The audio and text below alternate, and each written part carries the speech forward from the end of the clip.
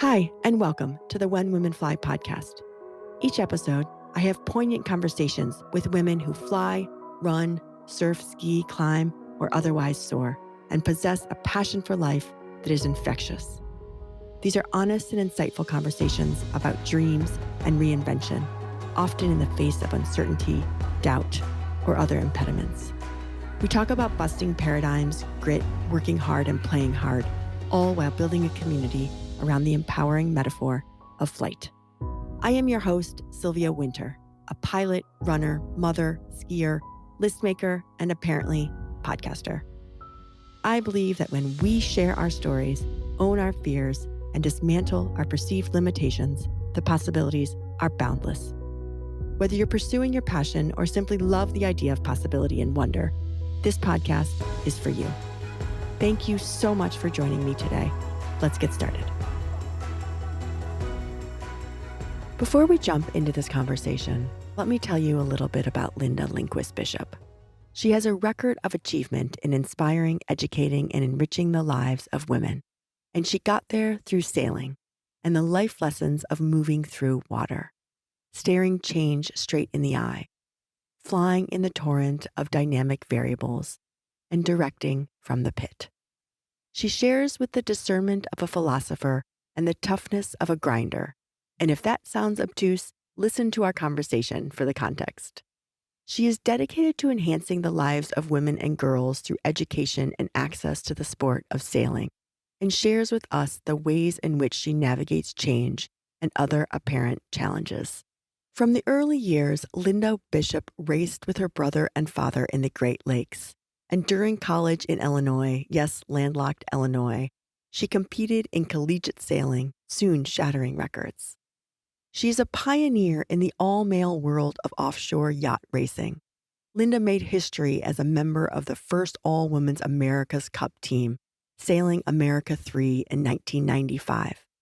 She was awarded Glamour magazine's Woman of the Year in 1995 with America 3, and was honored by Lifetime Television in 1997 as one of the top 100 women of the century.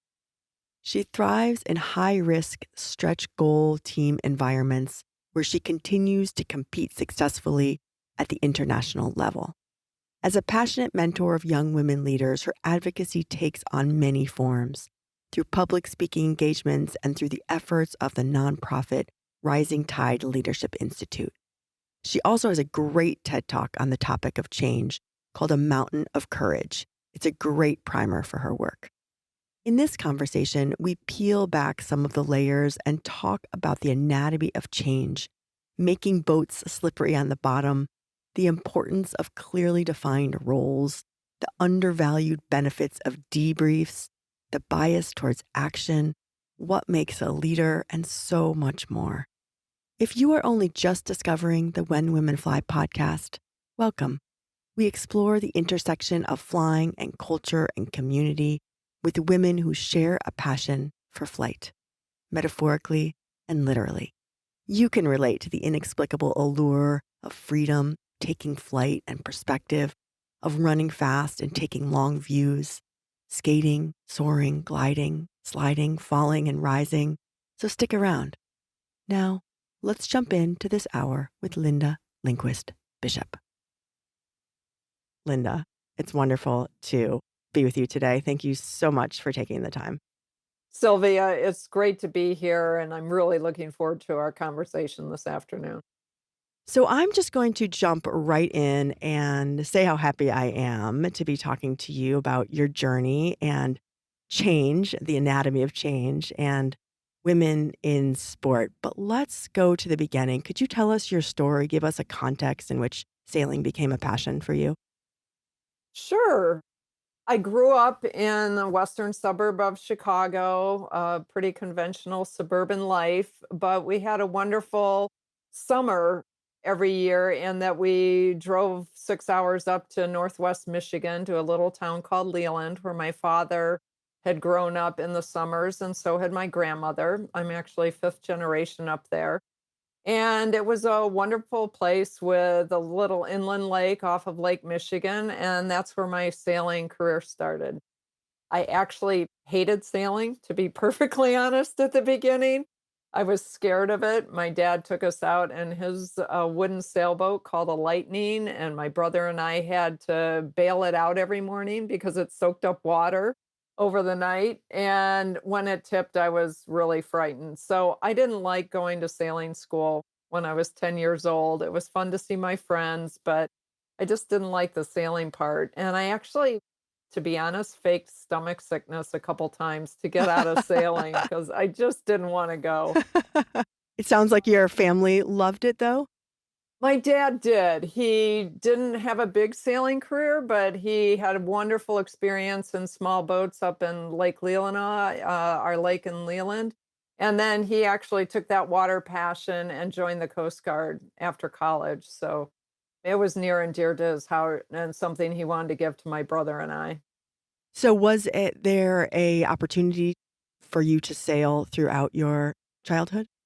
There was. We have a little yacht club, Leland Yacht Club, that cost $60 to belong to. And I ended up turning the corner. My brother and I bought a little boat. It was actually an Olympic class boat, which they still race, called 470s. And we went out and sailed together. And the first year, we yelled a lot at each other and tipped over every time we went out. And we got better and better. And then he started crewing for me. And that was kind of the turning point from hating sailing to, wow, I want to be on the water all day long. So with an upbringing like that and a love of sailing, I'm sure we can't go through all the stages, but we get to 1995. And I'd love for you to, with framing from your childhood to 1995, I'd love for you to give a synopsis of how you integrated into the sport. And then 1995, what built up to that and how things really changed.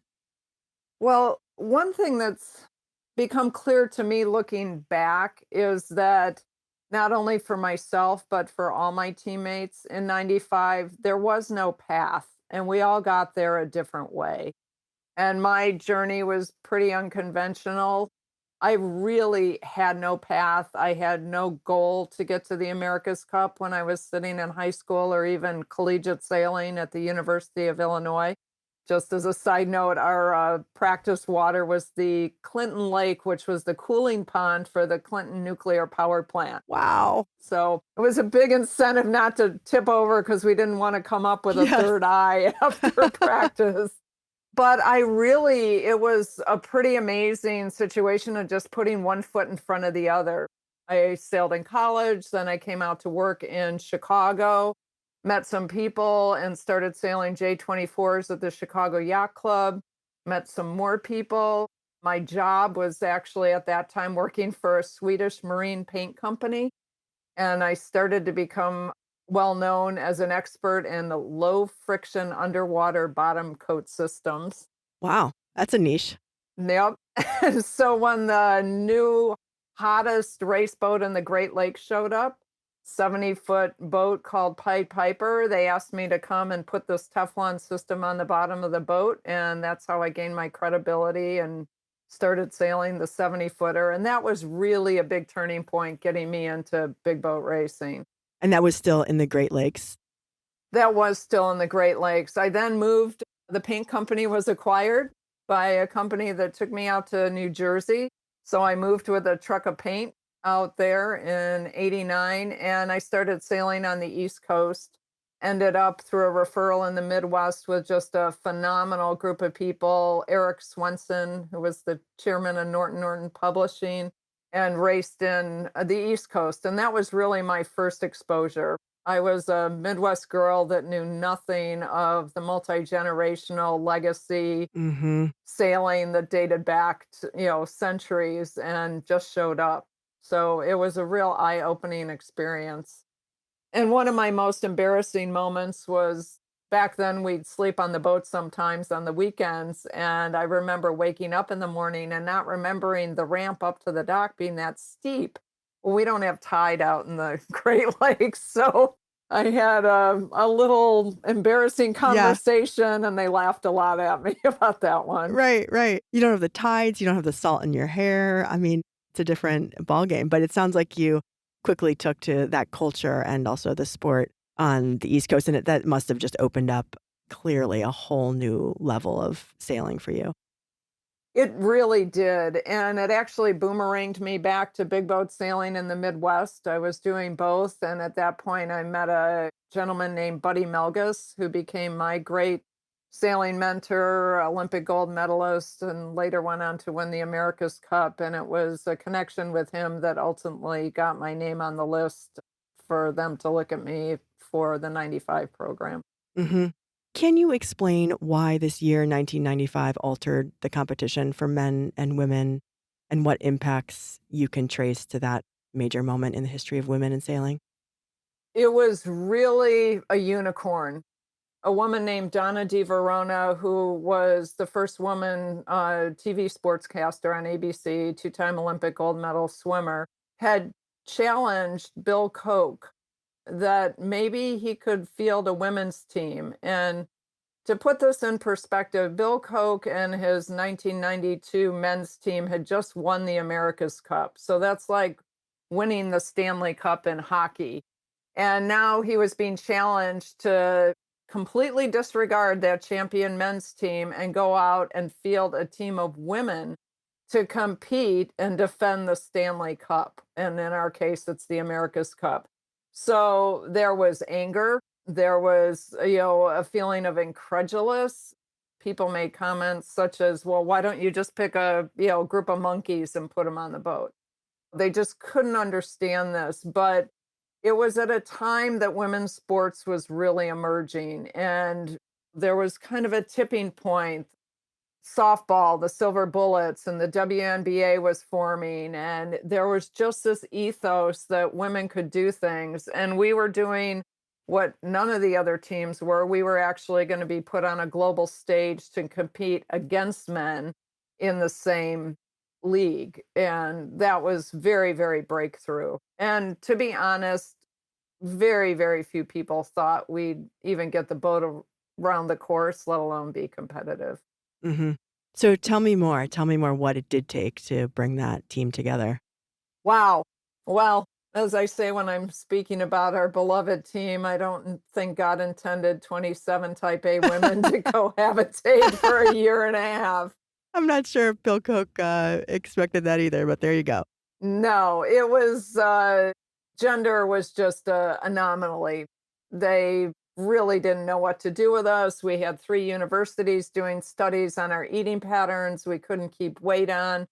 I ate 5,000 calories a day, lost body weight. We had women that were shotgunning Ensure at 2,000 calories a can and got down to less than 8% body fat because we were going from 6 in the morning till 7 at night, just very physical. Yeah. Psychologically, they didn't know what to do with us. Dick Dent was our amazing trainer, a head trainer from the San Diego Padres, and then also the men's team in 92.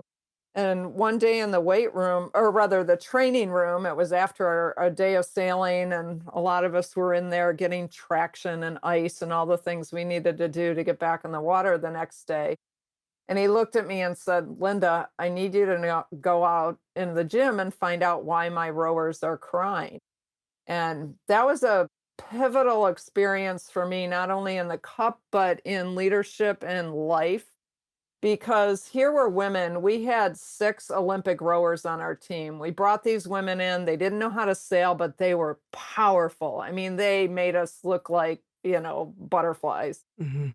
But they were very uncomfortable, and I went out, I had some conversations, and it became very clear. Here were women that had been on the Olympic podium winning medals, the absolute pinnacle of their sport, and now they're in with us, and they didn't know whether to turn right or left on the boat, what the terms meant, and what the timing meant, and they were frustrated. They were incredibly frustrated. So from that learning, we actually put together a learn to sail program for our grinders. And on the hour plus tow out to our practice every day, we'd be teaching them all about racing, the equipment. It wasn't that we hadn't thought of these things, Mhm. but you just assume that people know more than they do when they come into your environment. Hmm. We do that in our companies all the time.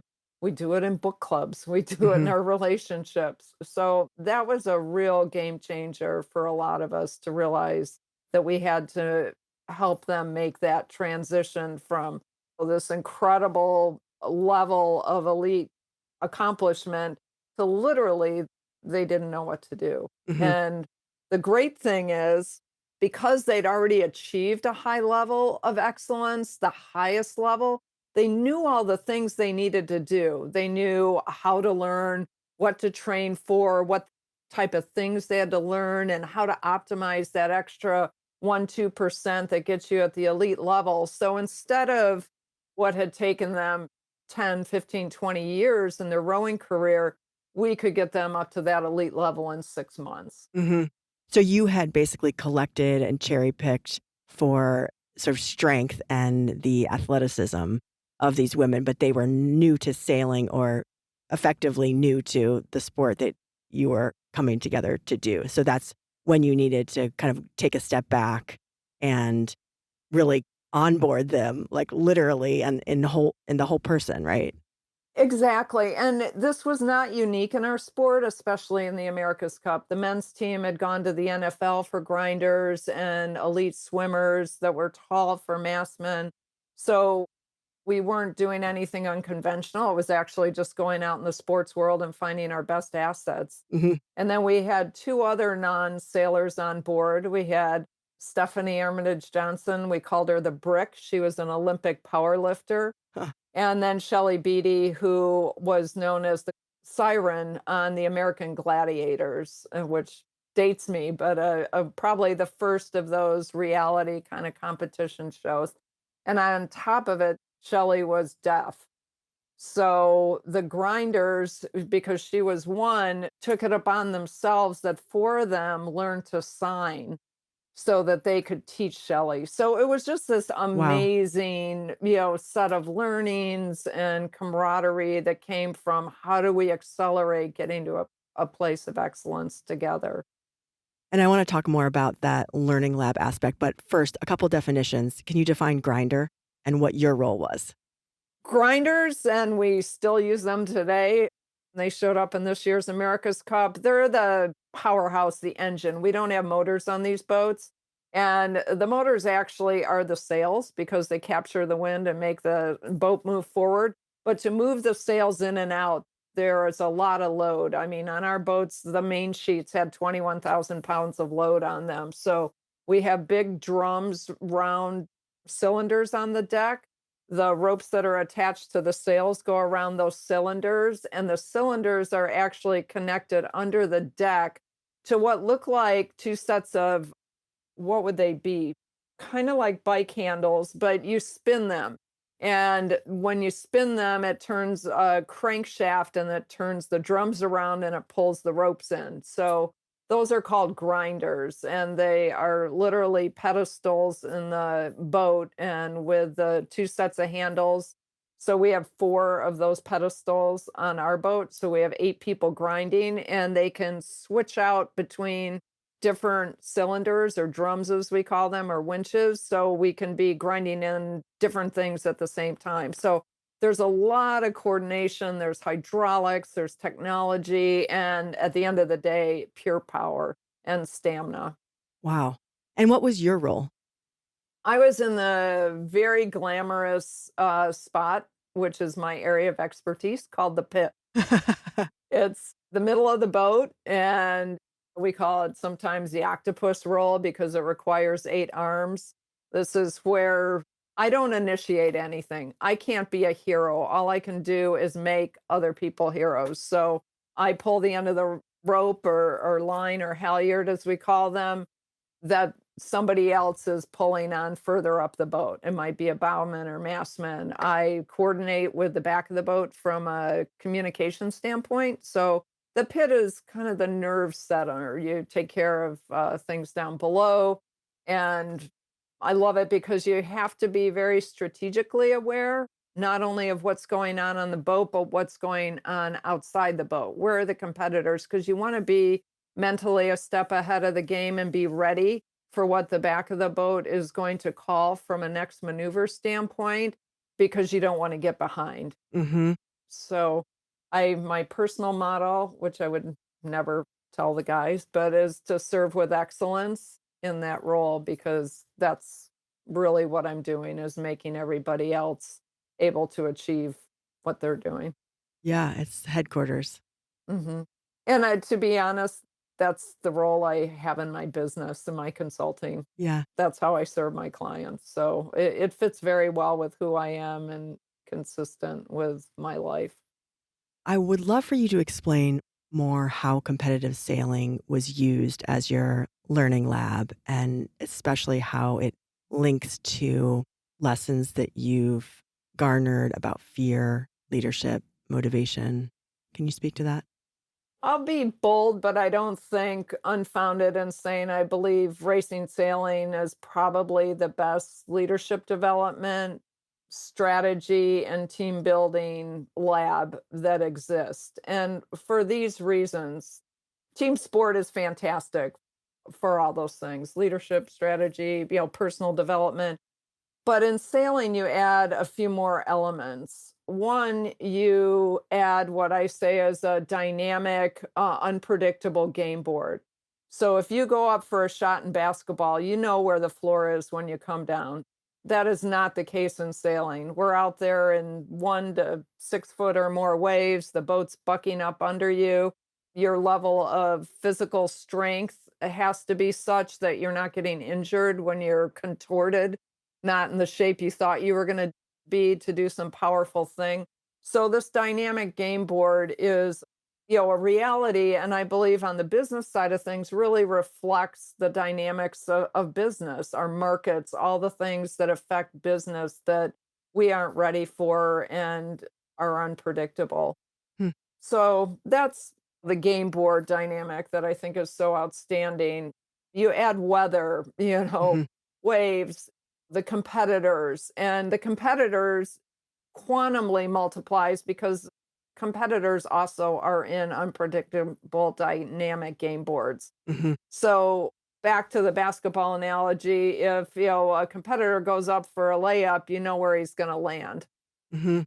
We're not sure when somebody turns their boat, if they turn into a 6 foot wave, they may come down in a different place than we thought and a foul may occur. Or so there's that. Then there's the team aspect of it, all the way from your personal self. I say there is no I in team, but there is an ME. There is a me. And our first responsibility is to be our best self because you can't give to the team what you don't have. I know that sounds corny, but you can't be out hooting it up with the turkeys, as my father used to say, and then fly with the eagles in the morning and be your best. You have the responsibility to bring your best self to the game. And what does that mean? That's, your mental state, your physical state, your sleep, your nutrition. And then it dovetails into team. And anytime you're in high performance, you're going to be in high conflict situations, Mhm. not just with the competitors. I would say even more so with your own team. And when you're competing for the A string, as you do in elite sports, that competition within your team can get pretty brutal Mhm. and not pretty. And we found out every day who was sailing on the A boat and who was sailing on the B boat. And that was rough. And because you need to come together as a team and do your best, and yet at the same time, you're competing with the other people. Now, take that side out of it.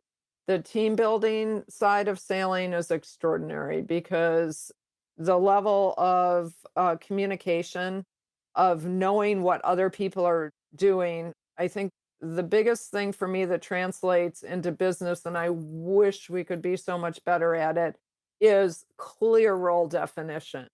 Everybody knows what each other's role is, and it's your responsibility to do your own role first. And then, if you can back somebody up, if you hear something's needed, you see something, you go do that. But you have to do your job first. Mhm. No one's in your lane. If you don't do it, nobody else does. Mhm. And when we can do that in our organizations, oh my gosh, the conflict we take out, the waste we take out, we empower people, then we know how to develop people in their areas and roles, and it just gets clean and wonderful. But Hmm, for the most part, we find we have a lot of work we can do on that in other places.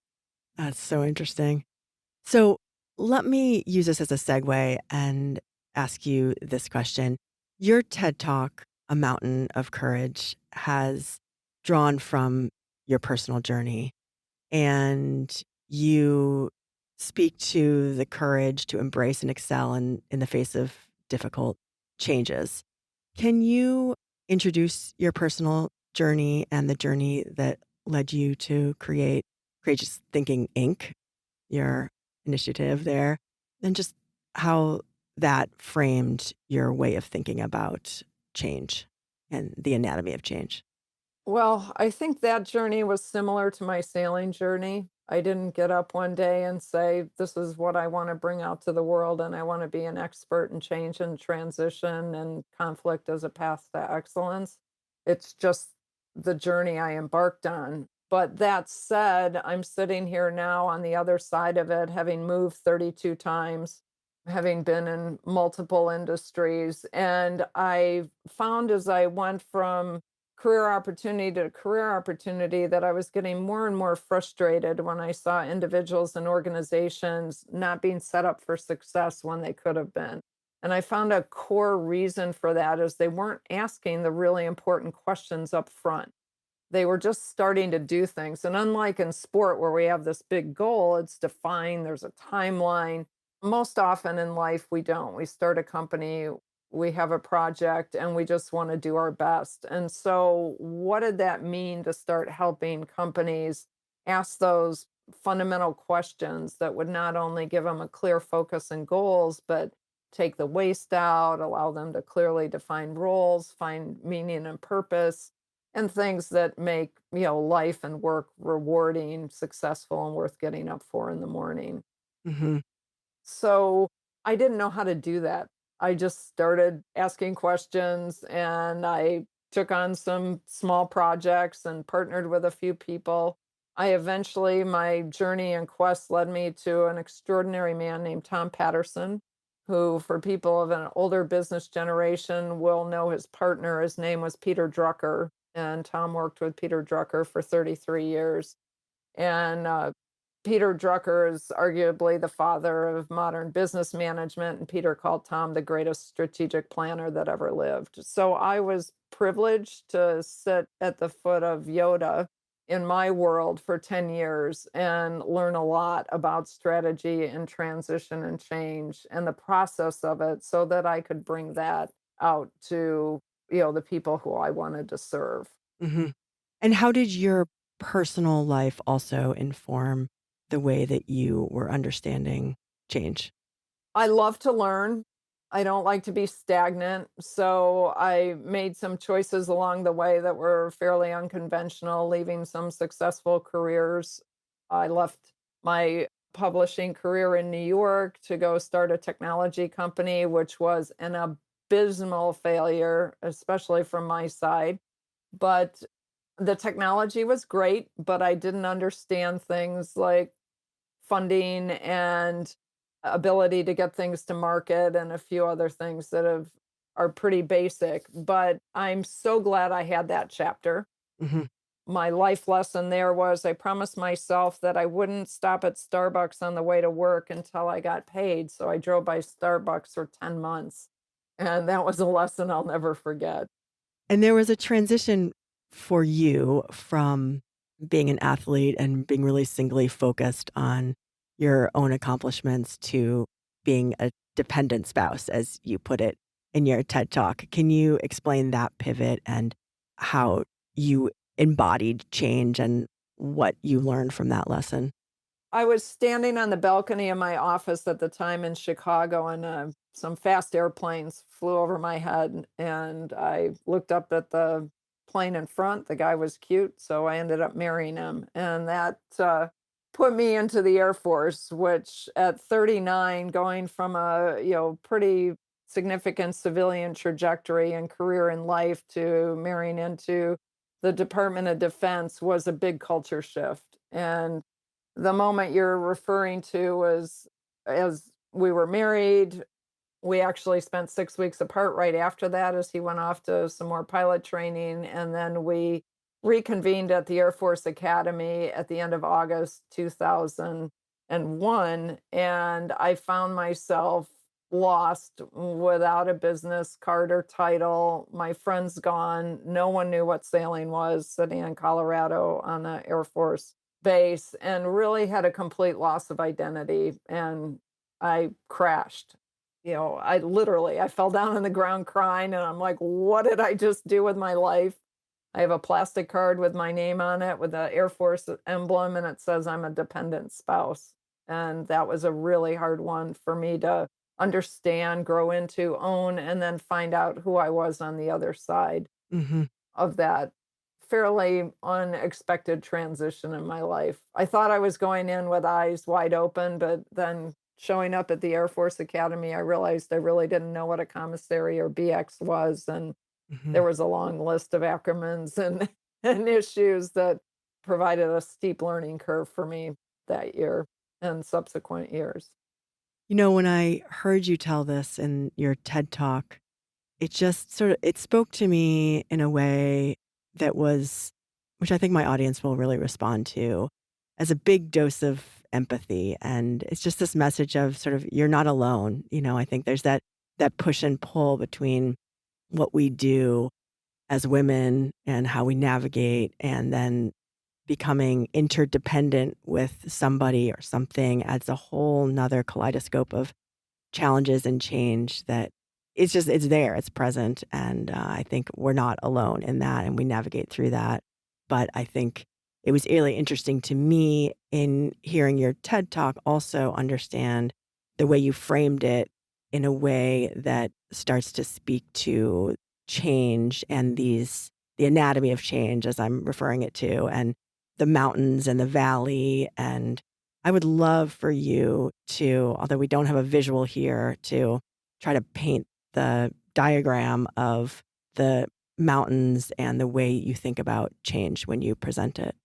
Well, from a visual standpoint, if you think of almost 2 upside down ice cream cones, and those are your mountains, and in between them, there's a line on the bottom. So, the first mountain we'll call Mountain A, and that's your life trajectory. You come out of high school, college, and you pretty much you excel, you may have a big goal, you may want a certain career aspiration, you may have family, motherhood, but you get to the top of that mountain, secure in who you are, what your label is, and everything around you. People interact with you as to that identity and your accomplishments, your challenges, your failures, as well as your success. But you're kind of sitting up there and you have your place. But then there often is a time where you say, hmm, maybe there's more than this. And you kind of take a look out there on the horizon and see, ooh, there's other mountains out there, or there could be, or there's a specific one I want to pursue. And the visual I'd give is if you're looking over at that next mountain, whether it's defined or not, the tricky part is there's no gondola to get over there. There's no wire from the top of Mountain A to the top of Mountain B, and no little encapsulated, cart that's going to take you there. The only way to get there is to actually leave the top of Mountain A. So that doesn't sound traumatic, but when you realize all that is entailed in leaving, it means giving up a lot of that identity, giving up the comfort zone of certain people, maybe confusing your family why you'd make a choice at this change, and traversing down, the backside of Mountain A to this flat level where you get to, which is the valley. And we hear terms like Valley of Despair. And, you can experience a lot of these emotions because who am I? Why did I do this? I just left this place. Everybody knew how to identify with me, and I had my people and my accomplishments and my accolades. And now I'm down here exploring something else and I'm lost. Mhm. Well, the beauty of being in that valley or that desert is that's also where the good and hard and wonderful work gets done that's going to help you create what's next. and you're not there alone. And that's something you have to remember. There's so many wonderful, incredible resources that you find in that journey in the valley. You'll find mentors and guides and people that have gone before you and people that want to help you. Unexpected. I think unexpected is one of the greatest gifts of that valley time. And that could be, 6 months for Moses, that was 40 years in the desert. I prayed consistently during that time that it wasn't going to be 40 years for me. But as I said with the rowers, it took them 10 to 15 years to get to that top of mountain A and they're Mhm, rowing, but to get to the top of mountain B and sailing took them 6 months because they already knew the things that would develop them and how to achieve excellence and how they needed to drive themselves. So just because it took you, 20 years to get to the top of Mountain A does not mean that's the journey of B. Things mhm, are much more accelerated if you're intentional and, you seek the people in the process and the guides and submit yourself to that. mhm. I see a resemblance in your framing Mountain A and Mountain B in the valley with even just sort of a Joseph Campbell Act One, right? We've sort of become this thing, this entity. We work up to this peak, and then either change happens to us or we initiate change, which is sort of what the scenario that you framed. But in any case, the environment around us changes. And I think that we are often slower than our environment to unpeel the layers that really need to change in order to accommodate our changed environment or the changed circumstances. And we all experienced a version of this, are still experiencing it to an extent with COVID. But the valley is really where the work happens, isn't it? It is. And it's a gift. It's confusing. And an issue is it's not only confusing to us, it's confusing to people in our lives. Hmm. And this can be one of the hardest realities is that the people that love us the most are the ones that can push back the most on the change we're trying to make in our lives. And it's not intentional. People aren't that love you and your family aren't saying, "No, I don't want you to excel at something new or have this fabulous new experience." But are you kidding me? You're not going to be at Thanksgiving? Or, "Oh my gosh, you are not coming home for Christmas? You're going to miss my wedding?"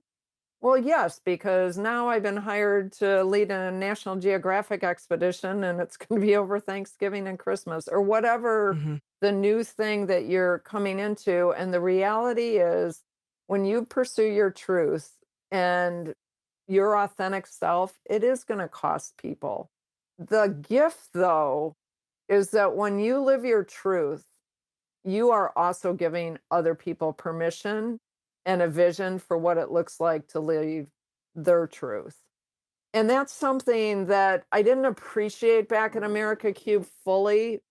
I appreciated the accolades, but Sylvia, we got literally hundreds and hundreds of letters from girls and women all over the world in our gym, which was a huge tent with metal crossbars. We had over 200 dozen roses that women had sent us to thank us for battling the boys, breaking the glass ceiling, giving them bigger visions for what they could achieve in their lives.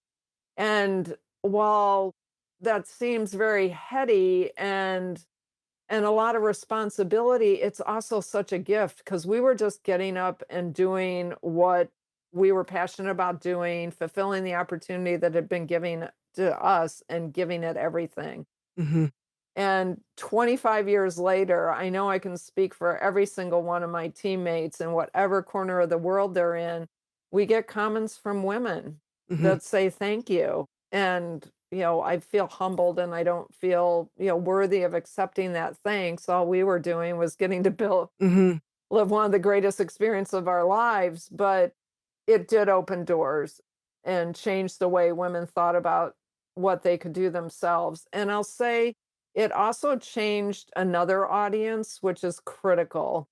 And it changed what I'd call the gatekeepers Mm. think what women can do. It wasn't just the women that said, "Oh, wow, I'm really surprised." Now I think, more things could happen for women. It was the people that hired women that could create access or deny access for women in jobs and opportunity in other sports.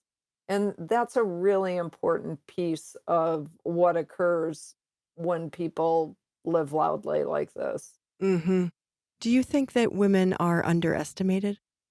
Well, I know there's that teacher that said something about the biggest mistake you can make is underestimating a woman, but yeah, there's so many ways to answer that question, and it all comes down to context. Yeah. Yes, very much. I'm of the generation that there was only one of us in any given boardroom or career path. In fact, I cringe, but it's a common dialogue now that, we didn't create opportunity for women because we were the token and there was no room for two.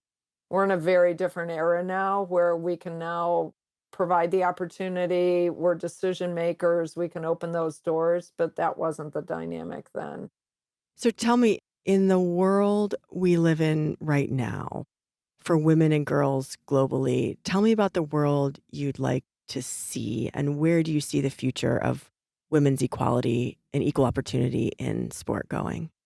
Great question. And the world's a big place and it's a very diverse place and the needs are very different. If you look on a scale from the Scandinavian countries where their nation state leadership is heavily weighted on the female side of the equation to where we are in the US, and even that's diverse in various different capacities, all the way to developing and underdeveloping countries where tragically women are still oppressed at a level that we can't comprehend. The hope is that we bring everyone forward. And that is what we're seeing, but it is with a lot of inertia against things. So, what do I think is the success equation or key success factors? I really believe it's women at the decision making table, whether it's local, national, or global, Mhm. because when women and diversity are added to the decision making table, we come up with different answers. We have different dialogues. We have more input.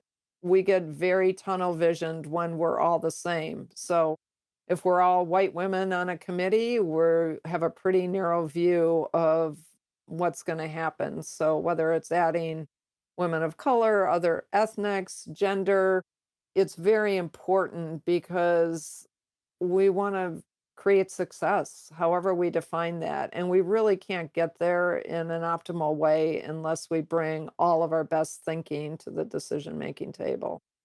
Yeah, I completely agree with you. And you play a role in that too. Where do you see yourself having the biggest impact on these issues in those roles and at the table? Great question. I think a couple of places. One is my own leadership. I'm grateful that I've been asked to be at the leadership table consistently in the organizations in which I participate and serve and work. And that's given me a important view. It also gives me the opportunity to create opportunity. So my own leadership.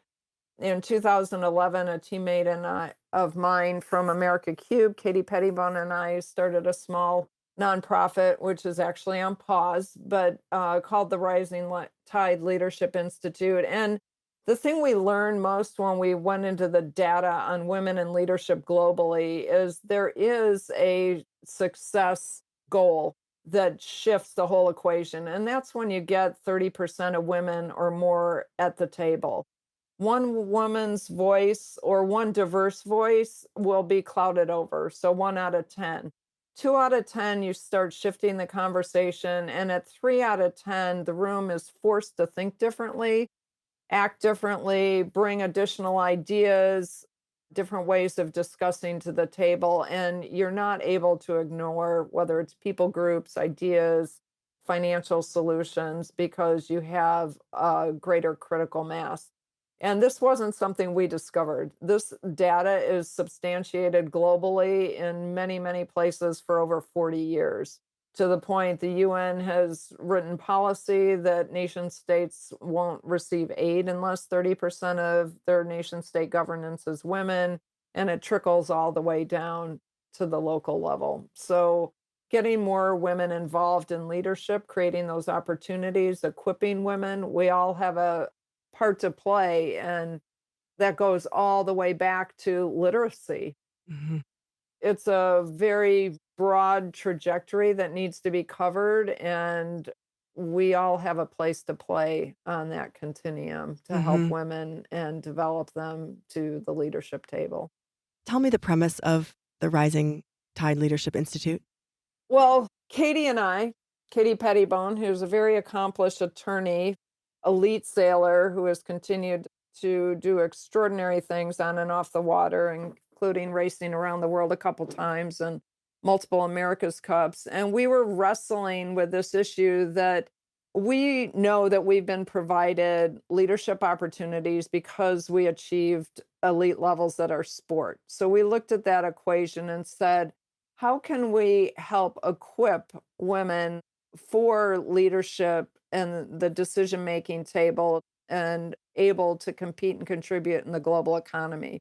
So it's always good to work in your own backyard where your own expertise is. And we realized the opportunities that were given to us were because we competed on high tech platforms with and against men. So that was in sailing. Then we looked at where else can you do that? And two other categories came up, which are motorsports and aviation. And so we started wrestling with how do we do that? What does that look like? It doesn't mean every woman needs to either sail, fly, or drive cars to be at a leadership table, but there's a lot of learning, there's inspiration. We called it a three-legged stool called SEA. The first being sounds cliche, but it's the most critical starting point. You can't be what you can't see. If you don't know there's opportunity, if somebody's gone before you, it is almost impossible to get there. The second is equip. We can't just have opportunity because we're women or people of color or whatever, the non-majority is. We have to be qualified and equipped. So, are we part of equipping these people? What are the training, curriculum, opportunities? But the third is the category that I mentioned previously, which is acceptance and access. And that is not geared toward the women. That is toward the leaders that can create funding opportunity or close the doors for women on the decision making and leadership opportunities. So, how do you change their mind? Well, we found when you excel at an elite level in a sport with and against men, there's a lot of assumptions get made that you're qualified for leadership in other areas. And we've seen that play out time and time again. Plus, to your question that you asked before about do we underestimate women, that shows people that yes, you are underestimating women because women can do this. And then that translates to all women, not just the ones you see on boats, planes, and cars. Mhm.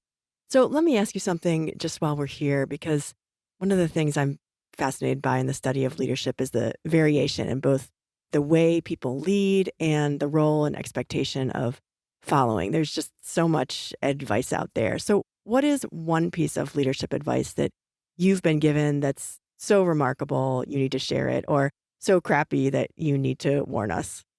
One piece of leadership advice. There's a reason you have two ears and one mouth. And it sounds cliche and glib, but it's so true. If I have one word put on my tombstone that relates to this, I would want it to be perspective. Success comes when we have gathered enough perspective to make good decisions. And to get that perspective, to get that context, we really need to listen and to ask a lot of questions. And I've used a visual that I got from my dear mentor, Tom Patterson, of we need to get to the top of the mountaintop so we can see. So we have to keep asking the questions that get us higher and higher and better comprehensive questions so that we can then make good decisions, because we may think we want to go straight ahead, but if we get high enough, we'll see there's a big river that's going to block our way. We couldn't see on the ground. So we need to get that perspective. And how does that translate? Well, in my sailing world, that translates all into our debriefs, our briefings and our debriefs. We prepare for the day. We know what we want to accomplish. We know what kind of things we're going to practice or focus on when we're racing. But then we have a series of debriefs. We talk on the way in from the boat, do just the basic things. We capture a few things at the dock. But then we know at 6:30, for instance, in most programs, we're going to be in the room with the video, the coaches. The videos don't lie, and we're going to have to unpack the mistakes we made. And it's such a gift, because if you don't do that, we're going to go out and do them tomorrow. Hmm. So this debrief, this, learning is the key to continuous improvement.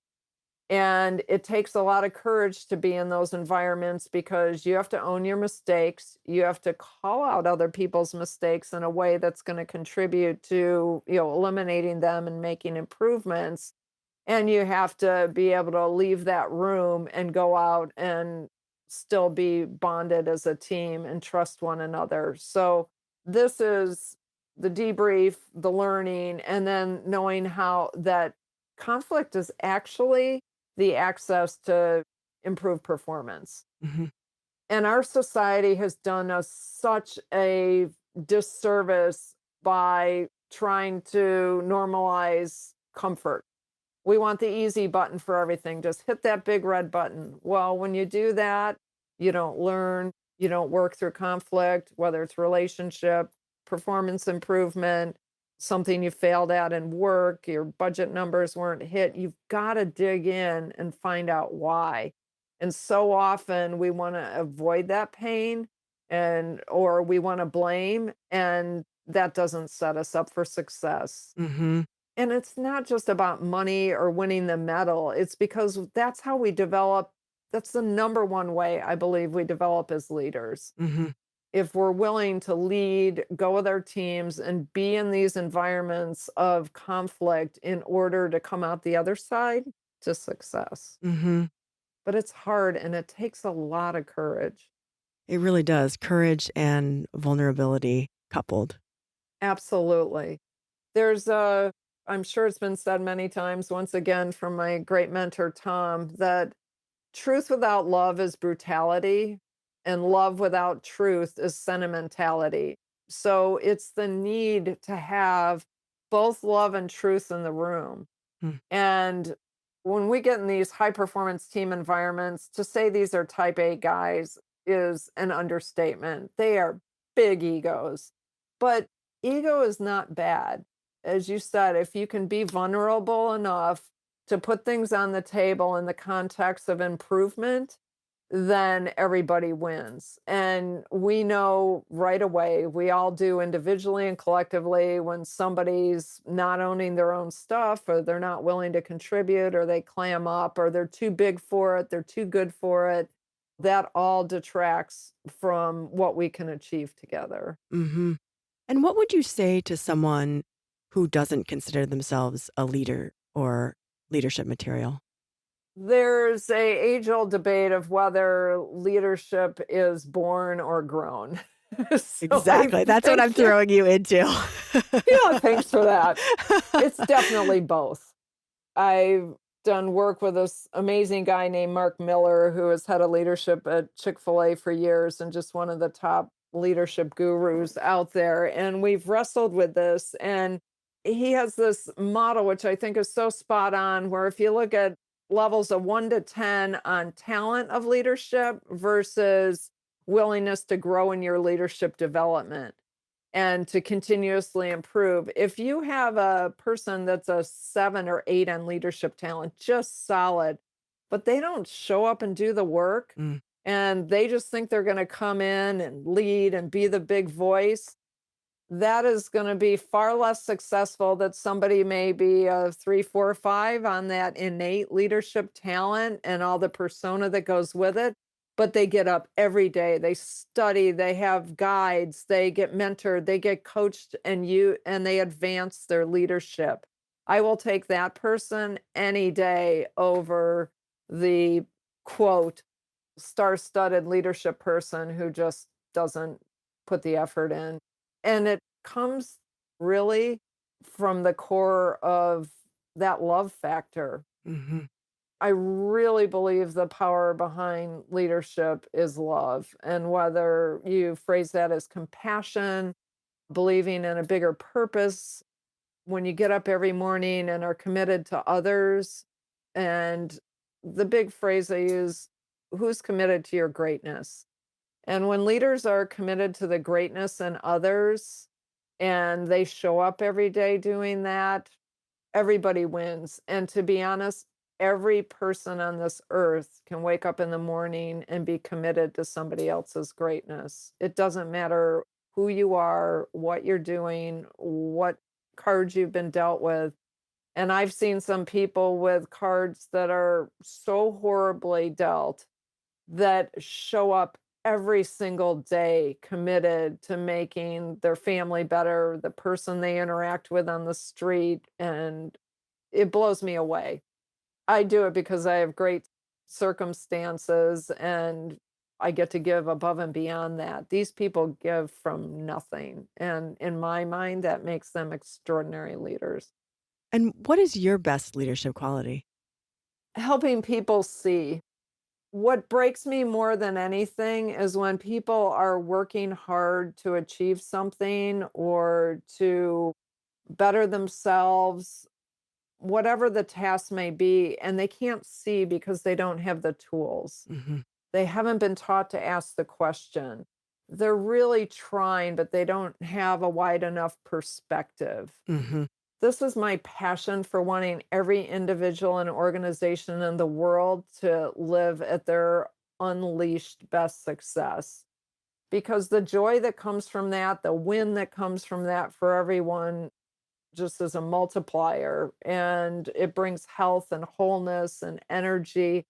So helping people see and the process of getting there is what I'm committed to.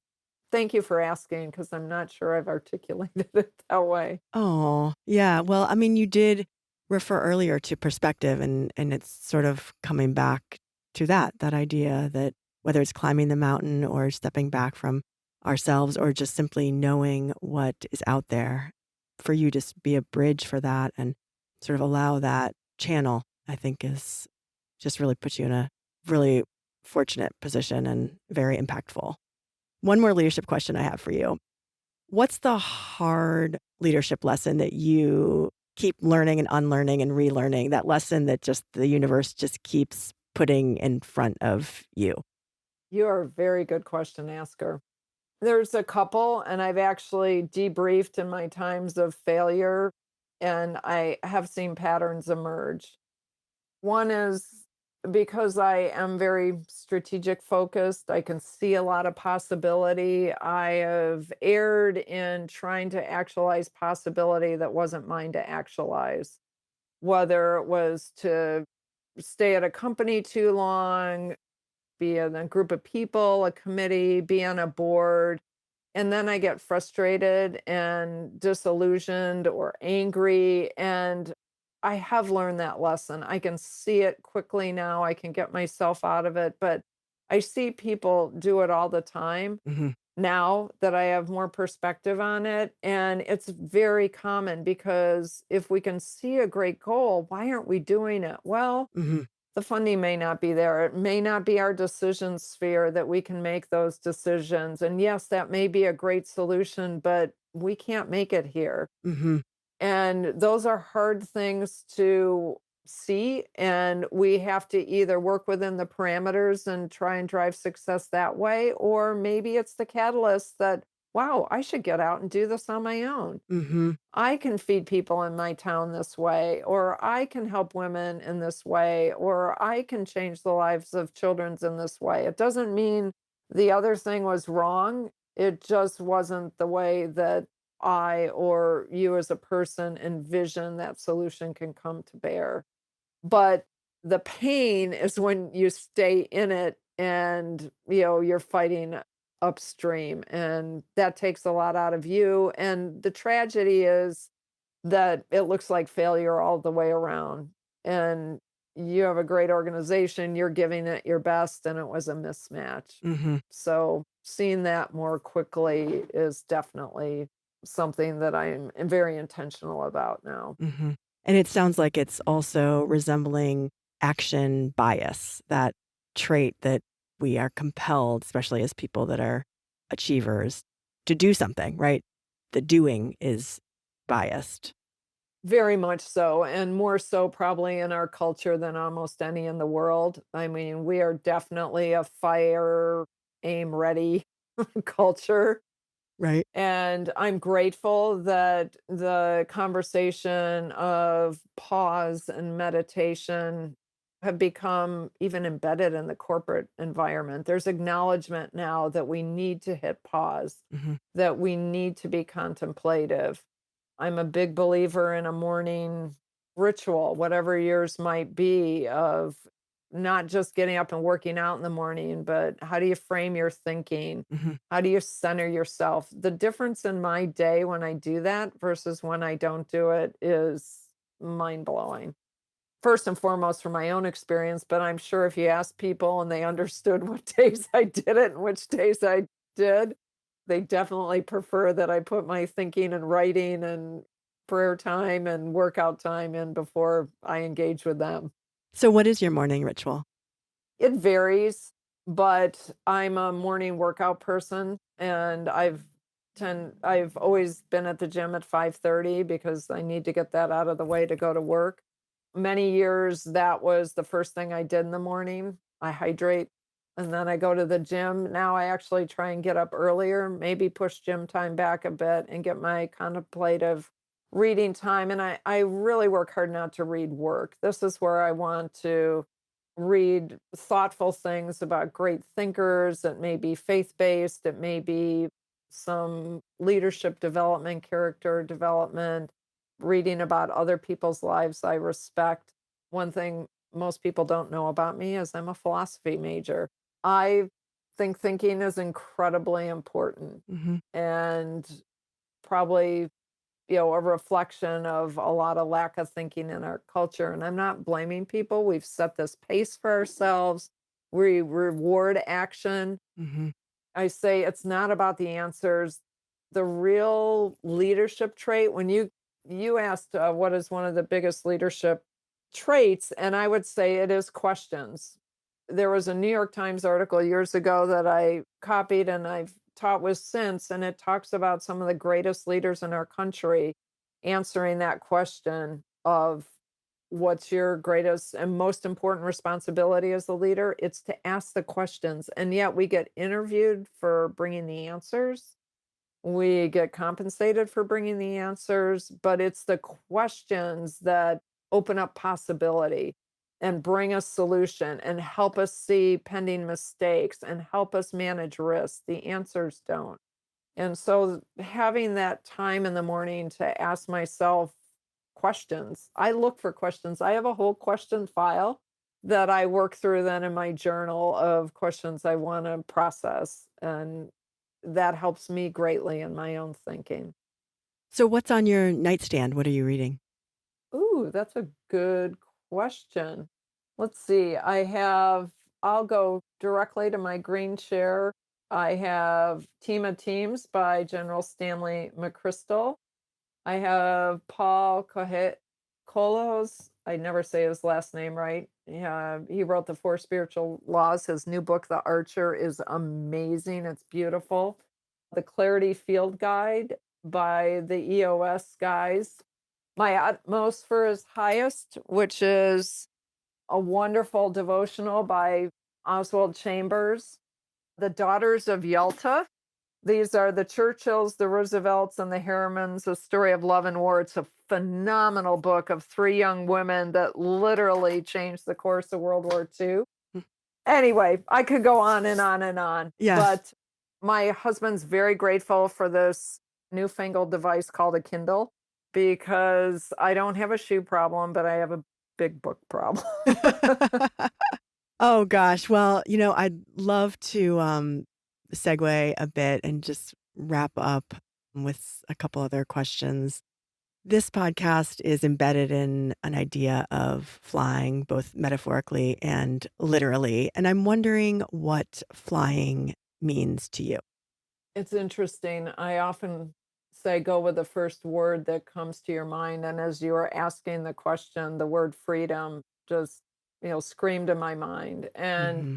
I think my first vision, emotional connection to flying was the writing of Richard Bach, who wrote Jonathan Livingston Seagull, but he wrote many other books. And for some reason, he just struck a chord with me when I was in my teens, and I read a lot of his books. In fact, give him credit maybe for part of my marriage decision with, oh, what was it? The Bridge Across Forever, I think. And illusions, was that Yes, and one? Illusions of the Reluctant Messiah. Just, but that connection of just soul to flying and freedom. And I picked a different path than airplanes, and my freedom comes being out on the water. But I think very similar. While we're grounded on the earth instead of flying through the air, we are flying through the water and we're out in the elements and we're disconnected from all the things that constrain us. And that is freedom for me. And it's exhilarating, it's challenging. I've been in terrifying situations that have tested me, and I've been in the most wonderful bonding situations that have forged my greatest friendships. It's interesting to think about your version of change and your approach to change. You were speaking earlier about all of the variables that are involved in sailing as the sort of dynamic environment that you're in. And I'm wondering about some insight into you when you are experiencing change. And we talked about the change happens to us and change can be initiated. So when you are called to bring on change and change is real and you can feel that in your throat, what is the first thing that you do? I think the first thing is perspective. I have my list of questions, but very quickly after that, I do an inventory on fear, because fear is real. We never get to the point of learning to operate in any change environment without fear, because it's what's produced in the unknown. But the more we're aware of it, the more we can place it in the context of whatever change, the more we can mitigate unknown. That's a fear reducer. But fear has become I won't say life paradigm. Something I learned quite a while ago is that if you look at all the choices there are in the world, at the bottom of the choice tree is one choice, and that is a choice of either fear or love. And everything stems from that choice. There's a verse that says, there is no fear in love. When there is love, it drives out fear completely. And if you look at the characteristics of fear and love, fear is all about divisiveness, scarcity, isolation, limiting, tearing us apart. I heard a definition of the word devil or diablo, and it to me it means to rip asunder. So anywhere we see divisiveness, it's so fear-based. And then you look at what are the characteristics of love: heal, unity, collaboration, growth, health. And I say to people, which do you want to live in? And so this choice of fear and love, and we can forget, and then we become a victim of it and we get overwhelmed. And that's okay, because that's just the context of being human. Hmm. But the more we're aware, the more we look for the people that bring us back to that love perspective. That when you're in your dark moment, you're going to have dark moments. You may have dark years, but what's your toolbox? Hmm. For me, I went through some really dark times. And I remember I thought, if I can just get up in the morning, the sun will get up. So I'd go to bed.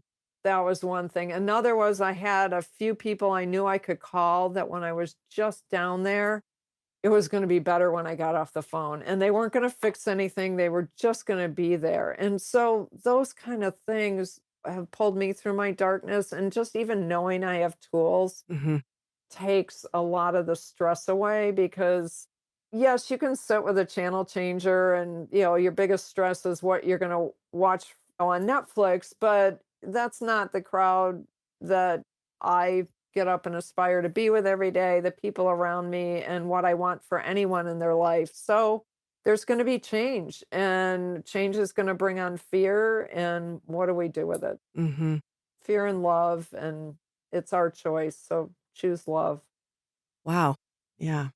So I'm going to ask you one more question, and I'm going to pivot a little bit to slightly more tactical or just sort of advice that you can give as we wrap up here. I would love to tease out the insight that you may have garnered in the context of being successful in a traditionally male dominated sport and industry for our audience at large, but specifically here for our male listeners. Because I imagine you've been and you've had some really positive male mentors, and you've mentioned some and allies, and some that were less so. So, to the men in our audience, what specific advice do you have for how to do the next right thing in terms of enabling women and how to be the most effective mentor and co-create the structures for sustainable changes for women that support them? I would say the greatest thing you can do is create the opportunity that women can develop and excel. Because I would never ask nor want anyone to hire or put a woman on a team or a company because they're a woman. We want qualified people. But some people and people groups need more help developing because those paths haven't been there. So it takes intentionality to look around and identify somebody with potential and then provide maybe more coaching, more equipping than you might give somebody else who had a conventional trajectory to show up on your doorstep. Hmm. I was on a panel of all women sailors about a month ago with a dear friend and teammate, Joan Touchette, who's an elite woman sailor and traversed the world. And she's tough. When you say, "Who do you want with you in a bar fight?" It's Joan. so, but she said something that I think relates right here, which is as women, we can't just expect to show up and be given opportunity. We have to show intent, we have to develop ourselves, we have to seek learning and mentorship, and those are the things that look like, "Oh, she got that job, she got that opportunity." Well, she made that. Very few things in the world are free gimmies, and if they are and you're not equipped, it won't last. So it's a twofer. It's men creating that opportunity, being aware, seeing women with potential, and then giving them the tools they need. And it's for women, we need to step up and seek and learn. And I've been asked, how did I get where I am in sailing if there wasn't a path? Well, if I look back, the one thing is I became an expert in something, and that opened the doors. For me, crazy as it seems, I was the low friction bottom coat specialist. I made boats slippery on the bottom. That wasn't in any curriculum or manual, Yeah. but it gave me the credibility to be then the woman on the boat with 15 guys because I had an expertise to bring to the table. My wish for every woman and every person is that they give themselves permission and know that they have what it takes to live an absolutely extraordinary life. And it's not going to be easy. And you may not be able to see it, but you have what it takes. And it requires courage, but we all have that. We just have to dig into it. And there's a lot of help along the way. I am only where I am because so many people have had compassion and gifts and willingness to pour into my life. And for that, I'm eternally grateful for. But we have one shot to traverse around this life. And for those of us that have, I would even say the luxury more than the good fortune of choosing, choose your truth, choose your greatness, choose helping other people find their greatness. And when we do that, really amazing things happen. And we're going to fall down every single day. But if we're doing it together, we pick each other up and it's good. Yeah, it's that power of doing it together, the team spirit. And it's really fun because people have asked me, is winning that important? And is winning the only thing? And I'm like, no, you learn a lot along the way, but winning is so much better than the alternative. I love getting champagne poured on my head, and I love the party afterwards, and the pictures are great. So for me, that's where all this, do we win all the time? No, but getting up every day to be better individually and with my peers, it's worth it because Yeah. however we win is so good. And I want as many people with me when I'm winning as I can get. Yeah. It's those highs that, they're just they're fuel for the lows, and they're also just a lot of fun. Linda, do you have any resources that you'd love to share with us, links to your work now or how we could follow you? Well, in full disclosure, I'm in the exact process of updating all that. So at cgthink.com, if you stick with me in the months ahead, there will be a lot of resources listed. I could get into a lengthy book and people and podcast list, but at this point, I would encourage people to be voracious learners. And one of the things that I think is most helpful is to learn about the lives of people who have some kind of success that you're interested in.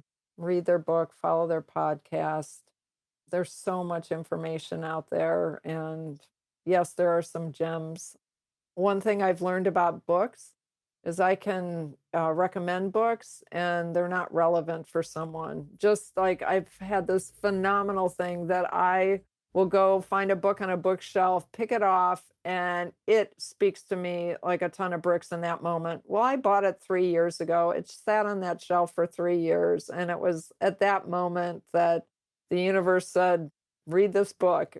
So I trust that resources will become available when you seek them, but be voracious in learning.